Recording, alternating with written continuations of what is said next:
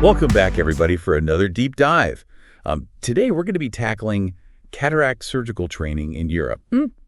Ooh, that's a juicy one. It is a juicy one, and it's one that I think a lot of folks maybe haven't considered too deeply. So, you'd think that cataract surgery being, one of the most common surgeries in the world, that there would be a pretty standard approach to training, right? Right. You would assume so. Yeah, you'd assume so. But a recent survey published in the Journal of Cataract and Refractive Surgery suggests that maybe that's not the case. Really? Yeah. It seems like there's quite a bit of variation in how new ophthalmologists are being trained to do this procedure. Well, it is interesting because we do have the European Board of Ophthalmology diploma exams, right? Which are striving for, a certain standard of knowledge. Yeah. But it sounds like the practical training is all over the place. Is all over the place. And so this survey polled recent ophthalmology grads from 30 different European countries. Yeah. And some of the findings were, I bet. well, pretty eye-opening. Yeah. So, for instance, over 25% of the respondents. Wow. So they never even performed a complete cataract surgery during residency. So a quarter of these folks are going into practice, having never done the procedure independently. Right. That's wild. That's the one they're going to be doing the most of, probably. Most likely, yeah.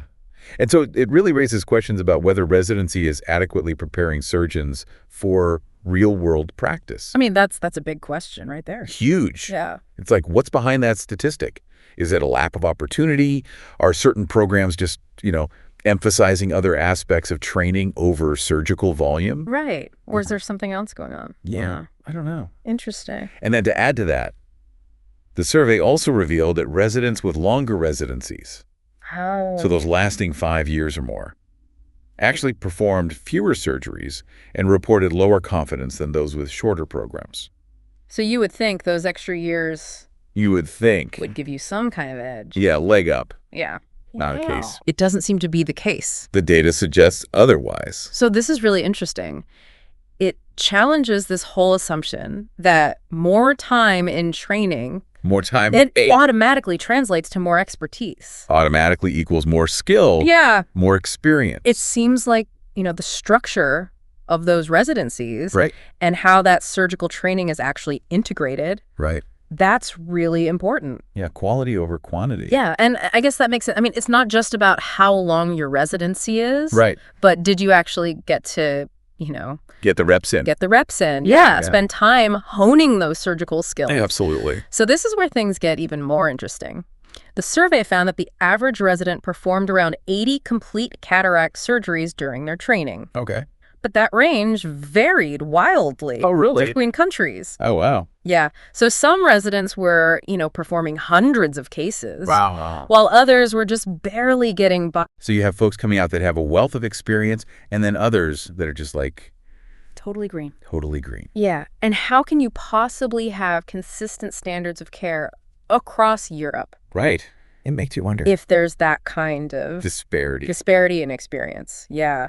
Wow. And it doesn't just stop with the surgical volume. Oh. The survey also asked these folks about their confidence levels in performing more complex cases, managing complications, even basic things like placing corneal stitches. Oh, I see. And what we see is this, pretty clear correlation between the number of surgeries they've performed and how confident they feel.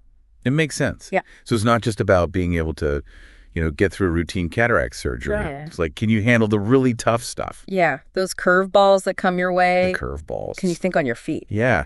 And so this is where I think we need to start thinking about simulation training. Okay. Which is becoming more and more popular in ophthalmology. And the survey, highlight its value. Okay. But it also found that just doing simulation alone doesn't necessarily mean you do more surgeries or feel more confident. So it's a tool, but it's not the be-all, end-all. Exactly. It's not a replacement for the real thing. It's like when I was learning FACO, I could practice all the steps on the simulator. Yeah. But it wasn't until I was in the OR with a real patient in front of me that I really felt that pressure. It's different, isn't it? Totally different. Yeah. The weight of every decision. Yeah. And knowing that you have to adapt on the fly. You can't replicate that. You can't replicate that. On a simulator. No, not really. No. It's those critical thinking skills. Yeah. And that ability to think on your feet. Adapt. That you really develop in those real world situations. Yeah. So speaking of phaco, Yeah. the survey found that it was the most common technique that residents were learning. Makes sense. Which, with it being the dominant approach, Right. it makes sense. Yeah. But even within phaco, there's that learning curve. There is the learning curve. There is. So while most trainees start with, the more basic steps, right, like, making the corneal incisions, injecting the IOL, yeah, the survey found that capsular hexis and nucleus cracking, oh, yeah, those were rated the most difficult to master. Oh, man. Those were the steps that I was sweating bullets over. I know. I remember those days, too. Yeah. And they're so important. Oh, they're so key. Because, a good capsular hexis. Right. That sets the stage. That's the foundation. For the whole procedure. Yeah. And then, cracking that nucleus effectively. Yeah. It's all about minimizing trauma to the eye. Absolutely. So those are the ones you really want to get right. You got to get them right. Yeah. And I think that's something that every resident struggles with early on. Absolutely. And it's what distinguishes, it does. A novice surgeon from someone who's really experienced those fine motor skills. Mm-hmm. Yeah. It's like an art form. It is an art form. Yeah. It's those little details that make such a big difference in the end. Absolutely. Yeah. So I think that leads us nicely into this whole conversation about managing complications. Right. Because that's where the rubber meets the road. Yeah. You've got to be able to handle those tough situations. You got to be able to handle it. And the survey actually revealed that there were low confidence levels. Really? When it came to dealing with posterior capsular rupture and placing corneal stitches. Oh, so those are like the nightmare scenarios. They are the nightmare scenarios. The ones you hope you never have to deal with. But they happen. And when they do, you need to be ready. You got to be ready. You got to know what to do. Keep your cool. Yeah. Stay calm under pressure. Yeah. Assess the situation. Right. And then, execute the right maneuvers. Right. And that's the question. How do we give these trainees enough experience with these scenarios? Right. Without compromising patient safety? Yeah. That's the big challenge, isn't it? Huge. Because you don't want people freezing up in the OR. No. But you also can't just throw them into the deep end without preparing them properly. You can't just say, hey, figure it out. Right. Exactly. Sink or swim. Yeah. So how do we strike that balance? Yeah. How do we strike that balance? I think that's where simulation training can really come into play. Simulation? Yeah, because it gives them a chance to practice. Practice, though. Those critical situations. In a safe space. Yeah, in a controlled environment. Yeah, where they can make mistakes. Make mistakes. Learn from them. Yeah. Yeah, and I think this all points to the need for, a more standardized approach to training. Standardized. Across Europe. Because... Especially in light of this survey. Yeah, with these findings. Yeah. I mean, just relying on this traditional apprenticeship model, maybe it's not enough anymore. Yeah, I think we need a system that guarantees that everyone has a certain number of cases under their belt. Yeah, a minimum number. Exposure to... Different complexities. And chances to deal with those complications. Whether it's through simulation or... Carefully supervised situations. Yeah. So it's not just about checking boxes. It's about, developing those well-rounded surgeons. Exactly. Yeah. Creating well-rounded surgeons. So the holistic approach. Yeah. To training. And we can't forget about what happens after residency. Right. The survey found that folks rated fellowships as super important. Really? Yeah. They said they were highly relevant. Well, I mean, it makes sense because, the field is constantly evolving. Constantly lens technologies. Refractive options. New techniques. All these things are coming out all the time. So, it's not enough to just be good at the basics anymore. You got to keep up. Yeah. You got to be able to handle all kinds of cases, from routine to complex. Yeah. And you got to be able to adapt as new technologies come out. It's lifelong learning. Yeah. Exactly. And fellowships can play a huge role in that. Providing that specialized training. Yeah. And helping surgeons stay at the forefront of the field. Yeah. So... And we also can't forget about this gender disparity. Oh, right. That the survey revealed. Yeah. Female ophthalmologists reported doing fewer surgeries than their male counterparts. Oh, wow. And they expressed less confidence. In their surgical skills. That's concerning. It is concerning that gap is still there. Even in 2024. I know. It's like, come on. Come on. We should be past this. They need to do better. We need to do better. We need to make sure that everyone, regardless of gender, has the same opportunities. The same opportunities to shine. Yeah. Yeah. So it's about creating an environment where talent and dedication. And dedication.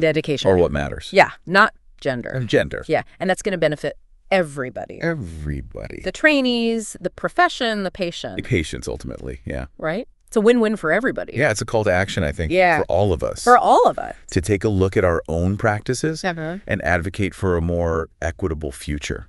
I like that. A more equitable future. Yeah. For ophthalmology. Yeah. Well said. And it makes me think about,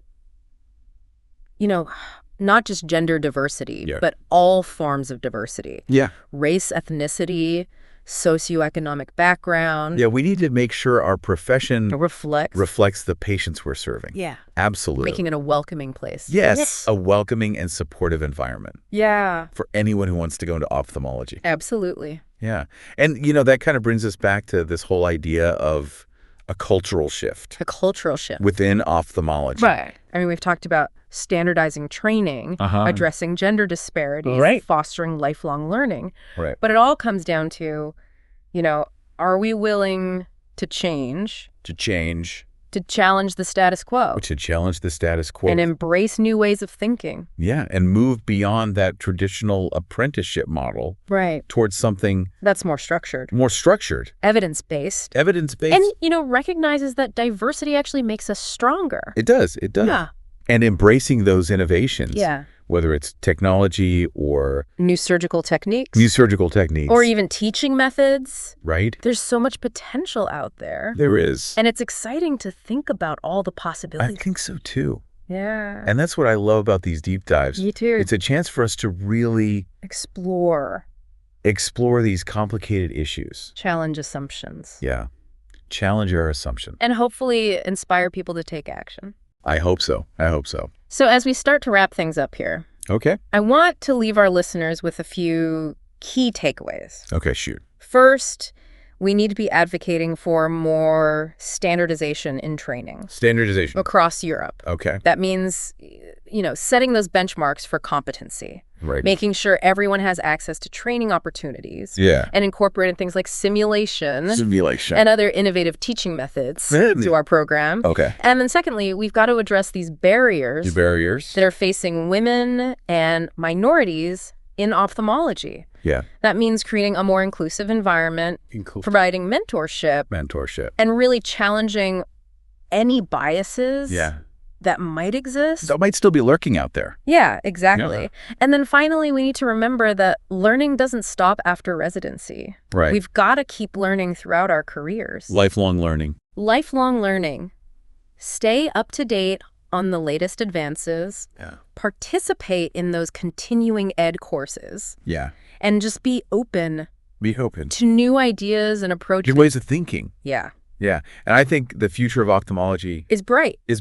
But it's up to us to shape it. Absolutely. Yeah. So let's keep talking about this. Yeah. Let's challenge each other. To be better. And let's work together. Yeah. To make sure that every patient has access to the best possible care. That's what it's all about in the end. That is what it's all about. Yeah. Well said. All right. Well, on that note, I think we're going to wrap things up here. Sounds good. Thanks for joining us. Thanks, everyone. And until next time. Keep those minds sharp. And those scalpels. Even sharper. All right, see you next time. See you later. It's, those little details that really separate. All the difference. Yeah, a novice from someone with experience. Yeah. And that kind of brings us to this whole other topic of managing complications. That's a big one. The survey found that folks were not super confident. Really? When it came to handling posterior capsular rupture. Oh, boy. And placing corneal stitches.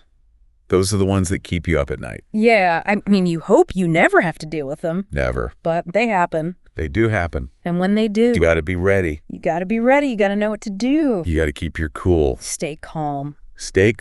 Under pressure. Assess the situation. Yeah. And then know how to take those corrective measures. Right. And so the question is, how do we give trainees enough exposure to these situations? These high-stakes situations. Yeah. Without, putting patients at risk. Yeah. It's a tough balance. It's a fine line. You don't want people freezing up in the OR. Yeah. But you also don't want to just throw them in without any preparation. You can't just say, good luck. Right. Figure it out. Trial by fire. Not a good idea. No, not a good idea. So I think this is another area where simulation can be really helpful. Go simulation again. Yeah, because it gives them that safe space. Right. To practice. To practice. Those critical situations. Yeah, make those mistakes. Make mistakes. Learn from them. Without consequence. Exactly. In the real world. Yeah, and I think, all of this really highlights the need for a more standardized approach to training. Standardized. Across Europe. Yeah, in light of everything we've been talking about. Yeah, I mean, the survey findings really suggest that maybe this apprenticeship model... The traditional way. Yeah, maybe it's not enough anymore. It's just not cutting it. Yeah, we need a system where everyone is getting that minimum number of cases. Minimum number. Exposure to those different complexities. Right. And a chance to manage those complications. Whether it's simulated. Yeah. Or in a real world. Carefully supervised. Carefully supervised setting. Yeah. So it's about going beyond just checking off boxes. Right. It's about creating those well-rounded surgeons. Holistic approach. Yeah, a holistic approach. To training. And we also can't forget about what happens after residency. Post-residency training. Yeah, so the survey also highlighted fellowships. Okay. And how important those are. Interesting. Yeah, people rated them as highly relevant. That makes sense, though, because, the field is constantly changing. Oh, it's constantly evolving. Yeah, new technologies. New techniques. It's a lot to keep up with. So it's not enough to just be good at the basics anymore. Right. You got to be able to handle those complex cases. The whole spectrum. Yeah, and you got to be ready to adapt as things change. So it really is about lifelong learning. Lifelong learning, and fellowships play a huge role in that. Yeah, they can provide that specialized training. Exactly. Keep surgeons up to date. Up to date. On the cutting edge. And then there's this other issue that we can't ignore. Yeah. This gender disparity that came up. Oh, right, the gender gap. Yeah. Yeah, the survey found that female ophthalmologists were doing fewer surgeries than their male counterparts. And how did they feel about that? Well, they reported feeling less confident. In their surgical skills. It's tough to see that gap. It is. I mean, it's 2024. We should be doing better. We should be past this. Yeah, we need to be creating an environment that's equitable. Equitable. Inclusive, where everyone, regardless of gender, has the same opportunities to thrive, to shine, to reach their full potential. And ultimately that benefits everybody, right? Absolutely. The patients, the profession. Everybody wins. Yeah. So it's a call to action for all of us. A call to action. To look at our own practices, see if there's anything we can do. To make things better. Yeah. To create a more equitable future for ophthalmology. I love that. A more equitable future. Yeah. And it makes me think about, not just gender. Right. But all kinds of diversity. Yeah. All forms of representation. Race, ethnicity. Socioeconomic background. Making sure that our profession reflects the patients that we're serving. Exactly. Yeah, and creating that welcoming environment. A welcoming and supportive environment. For everybody who wants to be an ophthalmologist. Yeah, no matter who they are. Where they come from. Yeah. What their background is. I like that. And, that kind of brings us back to this whole idea of a cultural shift. In ophthalmology, we've talked about standardizing training. Right. Addressing these gender disparities. Fostering lifelong learning. Yeah. But it all comes down to, are we willing to change? Are we willing to change? Challenge those old ways of doing things. To challenge the status quo. Yeah. And embrace new ways of thinking. And move beyond that traditional model. The apprenticeship model. Towards something that's more structured, evidence-based, and recognizes that diversity is a strength. Diversity is a strength. Not a weakness. It makes us better. Yeah. And we need to be open to innovation. In every aspect of our field. Whether it's surgical techniques or technology or even teaching methods. Yeah. There's so much potential out there. There is. It's exciting to think about. I think so too. What the future holds. And I think that's what I love about these deep dives. Me too. It's a chance for us to explore these complex issues, challenge those assumptions. And hopefully, inspire action. I hope so. Yeah. So as we start to wrap up here, okay, I want to leave our listeners with a few key takeaways. Okay, let's do it. So first, we got to advocate for more standardization in training. Standardization. Across Europe. makes sense. Yeah, so that means establishing clear benchmarks Okay. for what it means to be competent. To be competent. Yeah, making sure everyone has access to those training opportunities. Right. And incorporating things like simulation Simulation. and other innovative teaching methods Right. into our programs. Into our programs. Okay, and then secondly, we need to be addressing those barriers that are preventing women and minorities Yeah. from entering ophthalmology. And succeeding. Yeah. Creating a more inclusive environment. Inclusive. Promoting mentorship. Yeah, mentorship is huge. It's huge. Yeah. And really challenging any biases that might be out there. Those hidden biases. Yeah, that we might not even be aware of. Right. And then lastly, we've got to remember that learning doesn't stop after residency. Lifelong learning. Lifelong learning. Stay up to date. Stay up to date. On all those latest advances. Those new techniques. Participate in continuing ed courses. Yeah. And be open to new ideas, But to new approaches. New ways of thinking. Exactly. Yeah. New ways of thinking. New ways of doing things. Exactly. Yeah. And I think, all of this really boils down to creating a culture. A culture of change. Of change, yeah. Yeah. Within ophthalmology. I mean, we've talked about standardizing training. Yeah. Addressing these gender disparities. Yeah. Fostering lifelong learning. Right. But ultimately, it comes down to, are we willing to challenge those old ways of thinking. Yeah, to let go of. To let go of. The way things have always been done. The old paradigms. And embrace new ideas. Yeah. It's about moving beyond that apprenticeship model. Right. Towards something that's more structured, more evidence-based. Evidence-based. And recognizes that diversity Yeah. makes us stronger. It does. It doesn't weaken us. It makes us better. It makes us better. And embracing innovation, whether it's in, technology or surgical techniques, or even how we teach. Absolutely. Even our teaching methods. I think, this survey really highlights some areas where we could be doing better. Definitely. But it's also, I think, sparked a really important conversation. It has. About how we can shape the future. The future of ophthalmology. In Europe. In Europe. Yeah. And that's what I love about these deep dives. Me too. It's an opportunity to really explore those tough questions. Yeah. Challenge those assumptions. Challenge our assumptions. And hopefully spark some action out there. I hope so. So as we wrap up here, okay. I just want to leave our listeners with a few key takeaways. Okay, I'm ready. Number one, we need to advocate for more standardization in training. Standardization. Across Europe. Got it. So that means establishing those clear benchmarks for surgical competency, making sure everyone has access to those training opportunities. Equal access. Yeah, and incorporating things like simulation and other innovative teaching methods into our programs. Makes sense. Okay, number two. We need to address those barriers that are preventing women and minorities from entering ophthalmology. And succeeding. Yeah, so that means creating a more inclusive and supportive training environment. Right. Promoting mentorship. Mentorship is so important. It's so important, and really challenging those biases that might be out there. Yeah. Whether we're aware of them or not. Conscious or unconscious. Exactly. And then finally.